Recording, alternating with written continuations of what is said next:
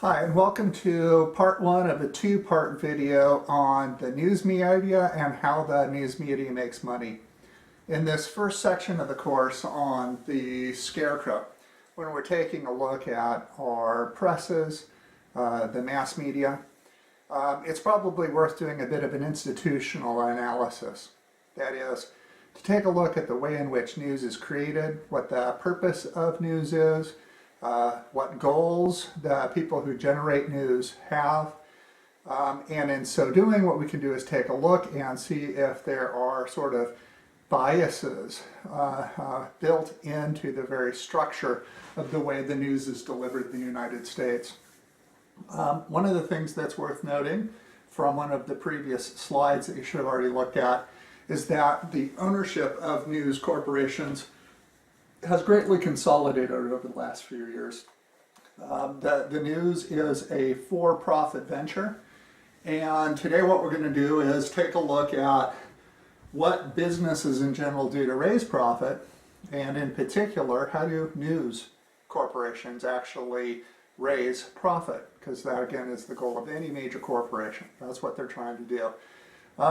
Perhaps it's an oversimplification, but I suspect that we can do this simple equation that profit is equal to income minus expenses.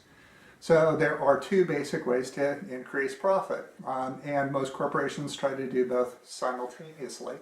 One thing that you want to do is try to increase income, try to increase the actual revenue that you're making. The second thing that you'll want to do is try to decrease expenses. So our question today is to increase profit, right? How is it that the news media actually increases revenue? How do they increase their income? So we have three main questions for this first video. How does the news media earn income?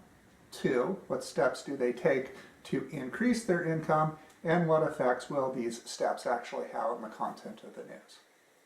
Well, I think as most of you can already guess, the majority of the money, income, that the news makes, they make through advertising, right? So they sell commercials, they get some sort of sponsorship, right? Ad revenue is no small deal, right? I suspect that the advertising industry in America is arguably bigger and more profitable than even the oil industry, right? There's a lot of money to be had. People are willing to pay quite a bit of money for this. So it's worth noting that the primary goal of the news, right, is to really draw you in so they can sell advertising space. That right there kind of creates a question in and of itself, because if we question, if the business interests in making income, raising income, come in conflict with the goals of delivering good, concise, clear news. I don't know that it's that big a guess as to what direction the news media kind of will go. I mean, their business interests are probably what drives them. So again, the question is, what, if any, actual effect does that have on the news? As far as our advertising goes, another thing that you want to look at in advertising and a way to increase income from news outlets is they don't want just any old audience, right?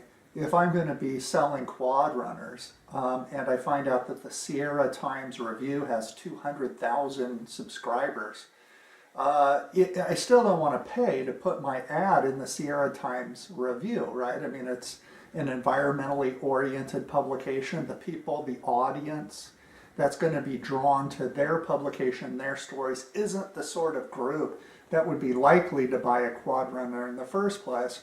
So advertisers are seeking not just an audience, they're seeking an audience that's filled with the sorts of people that are likely to buy their product, right? We see this during the different times of day that TV programs are running. The commercials seem pretty directed at the type of people that would be likely watching that content that type of day. This holds true for the news too, right? The news is actually interested in drawing in an audience, not for the sole purpose of giving them information, but rather for the primary purpose, right, of giving access to that audience to advertisers. And advertisers are willing to pay a lot of money for that. So how does the news do this? How does the news actually go about targeting an audience? Well, they do it on the types of stories they cover, right? For example, right, I mean, I think it's not a stretch to say that probably most advertisers want to reach upper middle class audiences. So it looks like the news is going to pick stories that are going to like bring in that particular group. As such, I think we should expect that the news is likely going to not cover stories that perhaps offend that group, or they're not going to cover stories very well that celebrate, I don't know, something that happened to a group of poor folks, or something that, right? I mean, there's a target audience, right? And again, the news in a weird way, it's kind of like on a fishing lure. The news is the feather and shiny stuff. The commercial ends up being the hook, right? So they're going to carefully craft the content of the news to draw in the particular audience they're after. This has gone even further recently. Advertisers are no longer interested in just a particular target audience. The news also gains a lot as far as increasing income and actually shaping that audience. So what sort of values, what sort of behaviors does the news want you to have? Well, ultimately it wants to have you behave in a way that's advantageous to the customer. So it wants you to be the sort of person who's willing to pay extra money to get a particular logo on a pair of jeans. Or it wants you to be the sort of person who would actually believe that your identity is tied to the kind of beer you drink or the kind of car that you drive, right? And this is going to be affected in the stories, right? Because rational, cool-headed people aren't fooled by those sort of commercials. They're ineffective. So the news has a lot to gain by getting you off of your rational game, by making you emotional, by making you more susceptible to those commercials, because again, this increases their income. The more likely you are to buy the products being advertised, the more they can charge for access to you, right? They're gonna make more income. We're gonna talk about this next point called writing for the brand, right? Because this is a reference back to cowboys. They used to ride for a particular brand. And in a weird way, the brand now is represented by the various corporations that are advertising. So now the news station, since they're primarily getting funded by advertising companies, well, now they have to look after various parts, various things relative to those corporations that are running ads on their station or in their newspaper. So, for example, they have to look after the well-being of the products being advertised. So, I don't think it takes much to realize that if Coca-Cola is a major advertiser on some news station, and there's some really bad story that comes up about Coca-Cola, is it really in the business, in the economic interests of that news station to cover that story, or to cover it in a way that actually hurts the brand?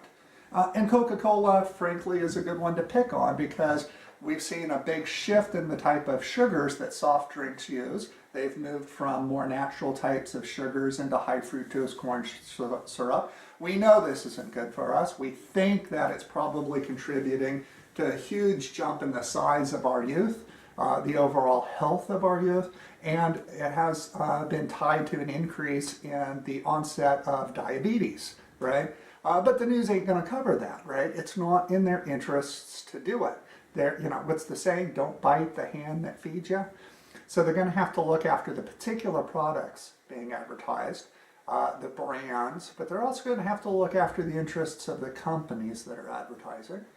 It also seems as though they're going to have to look after the business's political and their political concerns, right? I mean, these corporations are going to know that these advertising companies have other interests, right? So, for example, Coca-Cola has lots of interests. The primary owners of Coca-Cola have like business and political interests as well. And if some news station does something to really violate these companies' interests, the chances are they're going to lose the funding. They're going to pull the commercial, right? In general too, another way we can increase income if we're a news agency is just to create a general, what I'm going to call a consumer ideology. And what a consumer ideology is this notion that we are tied, our identity is intricately tied to the products that we use, right? So the news's constant message is going to be consume, consume, consume. It's not going to call that into question. I mean, we're living at a time when sort of our economic and commercial interests are having a pretty significant effect on the well-being of the planet, right? But again, the news can't come in and openly criticize that because, frankly, they're being funded primarily for their ability to sell new products to people, to continually have them buy new stuff. And we're going to finish this up with maybe just a point of clarification. Let's be really clear here. What is it that the news media actually sells, right? They're making an income off selling something. Well, turns out they're selling you. You are the product. They're selling access to you, to advertisers. So what they're trying to do is shape you and affect you in a way that they can actually charge more for access to you.